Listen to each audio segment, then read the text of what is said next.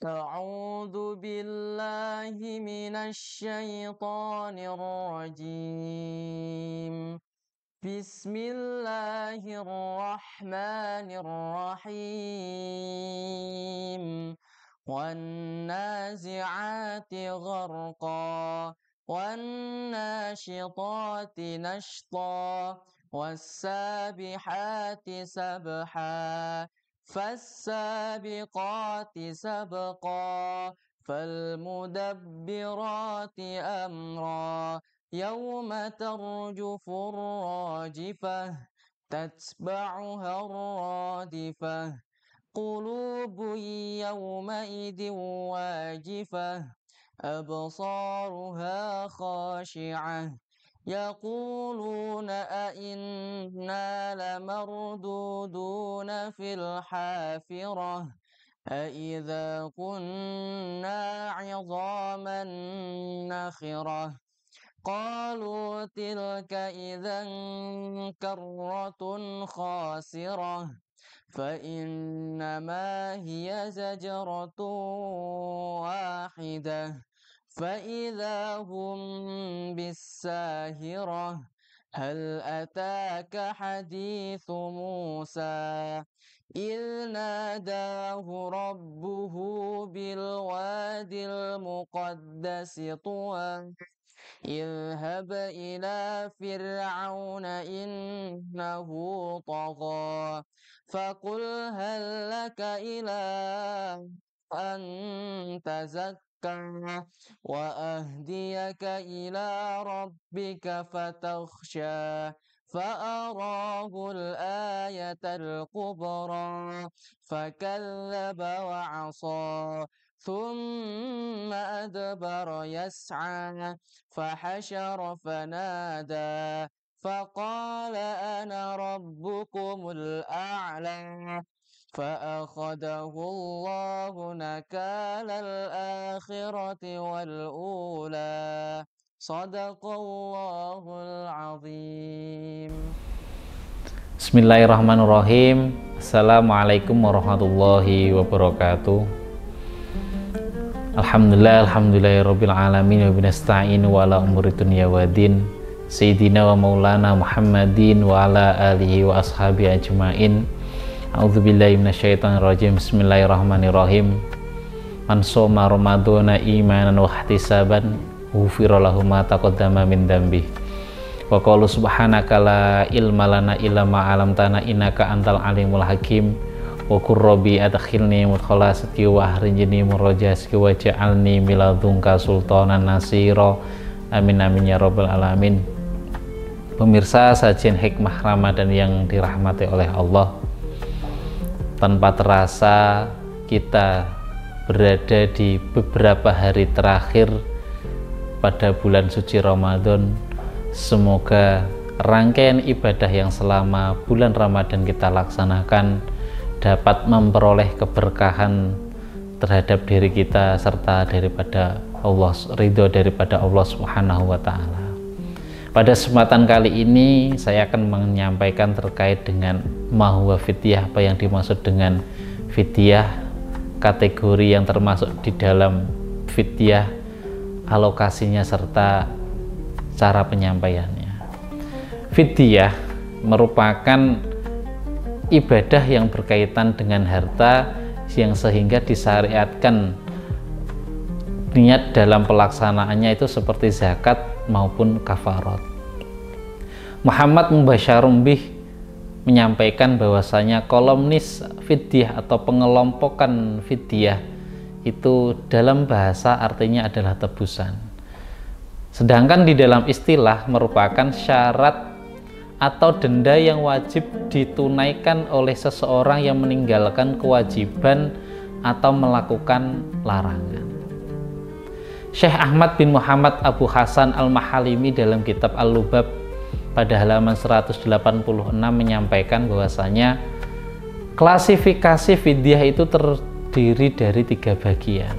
Itu yang pertama adalah fidyah yang senilai 1 mud, yang kedua adalah senilai 2 mud, dan yang ketiga adalah fidyah dengan menyembelih binatang ataupun dam. Nah, pada kesempatan kali ini fokus fidyah itu adalah yang berkaitan dengan puasa Ramadan. Merujuk dari pendapat Al-Mahalimi dalam kitab Al-Lubab tersebut, maka fidyah di sini adalah masuk pada kategori satu, yaitu membayar dengan 1 mud. Selanjutnya, kategori orang yang harus membayar fidyah dan tidak membayar fidyah, di sini ada beberapa hal. Itu kategori yang pertama itu adalah orang yang tua renta. Syekh Zakaria Al-Ansori di dalam kitab Asna Al-Matolib pada juz 1 halaman 428 yang merupakan syarah dari kitab Raudhatul Thalib menyampaikan bahwasanya orang tua yang tidak sanggup lagi menjalankan puasa maka tidak terkena tuntutan untuk melaksanakan puasa, dan kewajibannya bisa diganti dengan cara membayar fidyah 1 mud makanan untuk setiap hari puasa yang ditinggalkan.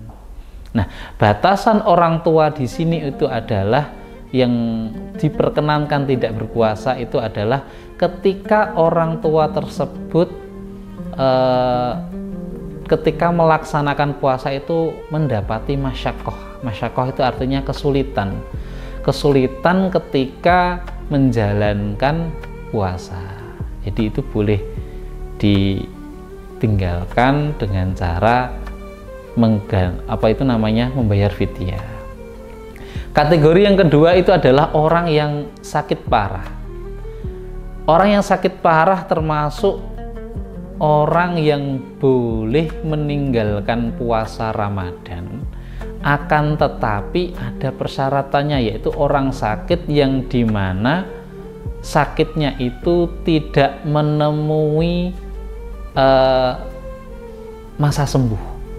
Oleh karenanya ketika orang tersebut itu sakit kemudian tidak ada harapan untuk sembuh, maka sebagai gantinya orang itu bisa membayar fidyah. Jadi itu. Nah, kategori ini itu disampaikan oleh Syekh Sulaiman Al-Bujairimi dalam kitab Al-Bujairimi ala Al-Khatib pada juz 2 halaman 397. Jadi begini, orang yang wajib membayar fidyah dan tidak ada kewajiban puasa itu diantaranya adalah orang yang tua renta, yang tidak ada harapan untuk sembuh. Akan tapi ketika orang tersebut sakit kemudian ada harapan sembuh, maka dia wajib mengqadha puasanya. Jadi itu alias tidak berkewajiban membayar fidyah. Selanjutnya yang kategori ketiga itu adalah wanita hamil atau menyusui. Di dalam pendapat daripada Syekh Ibnu Qasim Al-Ghuzi pada kitab Fathul Qorib Hamishikut Al-Habibi Al-Ghorib pada halaman 223, ibu hamil atau wanita yang tengah menyusui diperkenankan atau diperbolehkan meninggalkan puasa bila ia kepayahan atau mendapati masyakoh dalam melaksanakan puasa, entah karena mengkhawatirkan anaknya ataupun dirinya. Dan di kemudian hari ia wajib mengganti puasa tersebut karena puasa Ramadan, mohon maaf, saya ulangi, ketika seorang wanita yang hamil atau menyusui itu mengkhawatirkan janinnya atau bahkan dirinya, itu boleh meninggalkan puasa. Nah, kalau untuk dalam kategori fidyah, di sini mengenai kewajiban fidyah diperinci sebagai berikut. Jika ia khawatir terhadap dirinya atau dirinya beserta dengan anak ataupun janinnya, maka tidak ada kewajiban fidyah, maka diharuskan untuk mengqadha di lain hari. Akan tetapi jika ia hanya khawatir terhadap anaknya atau janinnya, maka ia wajib membayar fidyah. Jadi itu. Selanjutnya kategori keempat itu adalah orang yang meninggal. Dalam fikihnya Imam Syafi'i, Orang yang mati meninggalkan utang puasa berarti orang tersebut masih hidup di beberapa hari di bulan puasa, kemudian beliau meninggal. Itu dibagi menjadi dua. Yang pertama adalah orang yang tidak wajib difidyahi, yaitu orang yang meninggalkan puasa karena uzur atau ia tidak memiliki kesempatan untuk mengqadha puasa. Semisal sakitnya berlanjut kemudian orang tersebut mati, maka tidak ada kewajiban apapun bagi ahli waris perihal puasa yang ditinggalkan si mayit, baik berupa fidyah atau puasa. Kedua, orang yang wajib difidyahi yaitu orang yang meninggalkan puasa tanpa uzur atau karena uzur namun ia menemukan waktu yang memungkinkan untuk mengqadha puasa. Menurut qaul jadidnya Imam Syafi'i, wajib bagi ahli waris untuk mengeluarkan fidyah bagi si mayit sebesar 1 mud makanan pokok untuk setiap hari puasa yang ditinggalkan. Biaya pembayaran fidyah itu adalah dari harta yang ditinggalkan si mayit. Menurut pendapat ini, puasa tidak boleh dilakukan dalam rangka memenuhi tanggung jawab si mayit, tanggungan si mayit. Sedangkan menurut qaul qadim atau pendapat lamanya Imam Syafi'i, bahwasanya wali atau ahli waris boleh memilih di antara dua opsi, yaitu membayar fidyah atau berpuasa untuk si mayit. Nah, pendapat qaul qadim daripada permasalahan ini lebih unggul daripada qaul jadidnya, karena lebih sering difatwakan oleh para ulama. Oleh itu, karenanya diantaranya alasannya adalah seperti ini: apabila tirkah atau harta peninggalan daripada si mayit itu tidak memenuhi kebutuhan si mayit, atau bahkan si mayit tidak meninggalkan tirkah atau harta peninggalan sama sekali, maka tidak ada kewajiban apapun bagi ahli waris baik berpuasa untuk si mayit atau membayar fidyah. Namun hukumnya sunnah. Itu adalah dikutip dari pendapatnya Syekh Imam Nawawi Al-Bantani dari kitab Qul Al-Khabib Al-Gharib pada halaman 221-222. Kategori yang kelima adalah orang yang mengakhirkan qadha puasa Ramadan karena sebab menunda-nunda qadha puasa Ramadan, padahal ia memungkinkan untuk segera mengqadha sampai Ramadan berikutnya. Maka ia berdosa dan wajib bayar fidyah 1 mud makanan untuk per hari suatu puasa yang ditinggalkan. Fidyah ini diwajibkan sebagai ganjaran bagi orang yang berpuasa keterlambatan mengqadha puasa Ramadan, berbeda dengan orang yang tidak memungkinkan mengqadha, semisal uzur sakit, kemudian ada perjalanan safar sehingga alias orang itu tidak berdomisili atau mukim dalam satu tempat, yang akhirnya mengakibatkan orang tersebut sampai pada Ramadan selanjutnya. Jadi itu menurut Syekh Jalaluddin Al-Makhili bahwasanya menjelaskan orang yang mengakhirkan qadha puasa padahal dia itu memungkinkan untuk mengqadhanya hingga masuk ke Ramadan selanjutnya, maka ia wajib membayar 1 mud makanan setiap puasa yang ditinggalkan, dan orang tersebut berdosa seperti karena menunda-nunda mengqadha puasa, seperti yang disampaikan oleh Imam Nawawi Al-Bantani dalam Syarah Al-Muhadzab pada keterangan kitab tersebut. Dari itu bagi kita atau siapapun yang mempunyai hutang puasa, entah itu fidyah ataupun harus membayar dengan mengqadha, maka kalau bisa sesegera mungkin untuk segera kalau bahasa Jawa itu nyaur utangnya poso. Jadi itu. Selanjutnya, kadar dan jenis ataupun alokasi serta niat dalam berfidyah. Kadar dan jenis fidyah yang ditunaikan adalah 1 mud makanan pokok untuk setiap hari puasa yang ditinggalkan. Makanan pokok bagi mayoritas masyarakat Indonesia adalah beras. Maka ukuran mud bila dikonversikan di dalam hitungan gram adalah 675 gram atau 6,75 ons. Jadi itu. Hal ini disebutkan oleh Dr. Wahbah Az-Zuhaili, pengarang kitab Al-Fiqh Islam wa Adilatuhu. Sementara menurut hitungan daripada Syekh Ali Jum'ah dalam kitab Al-Makayyil wa Al-Mawazin Al-Syar'iyah, 1 mud itu adalah 510 gram atau 5,10 on. Jadi itu. Selanjutnya, untuk alokasi fidyah itu wajib diberikan kepada fakir miskin saja, alias tidak seperti zakat yang meliputi 8 asnaf.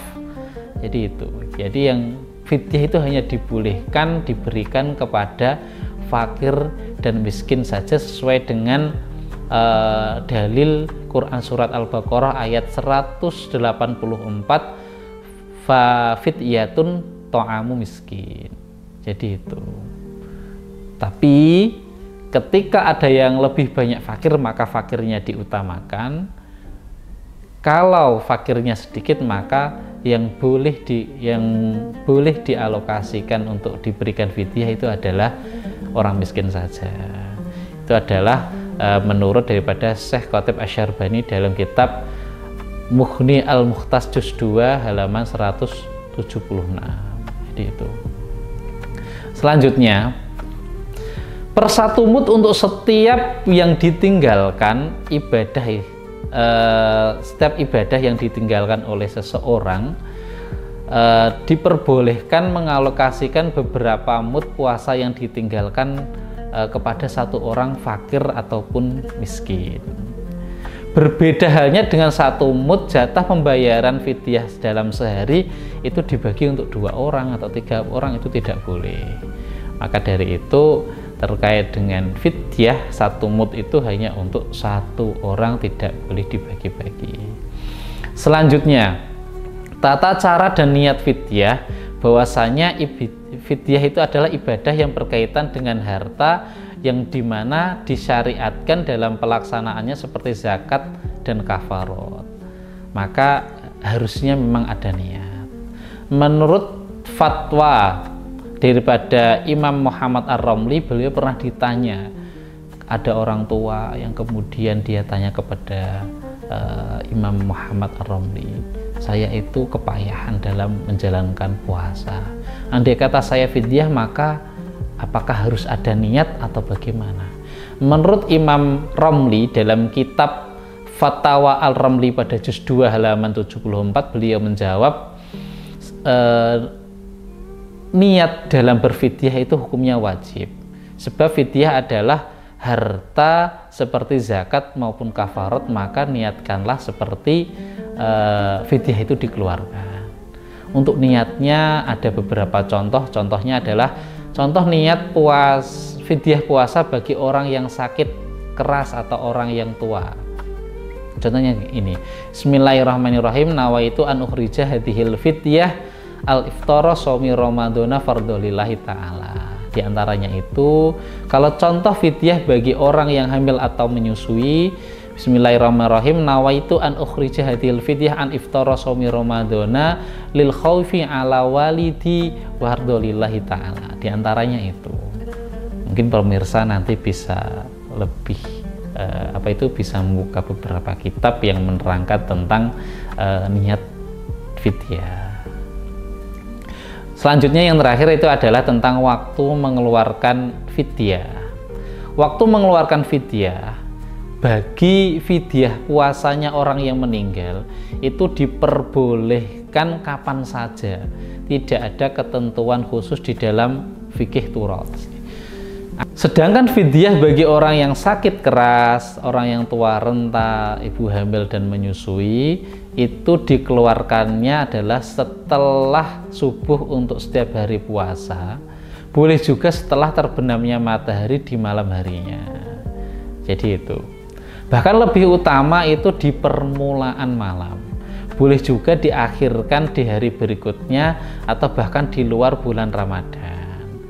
Tidak cukup mengeluarkan fidyah, bahwasanya tidak hanya cukup mengeluarkan fidyah bulan Ramadan, juga tidak sah sebelum memasuki waktu maghrib untuk setiap hari puasa.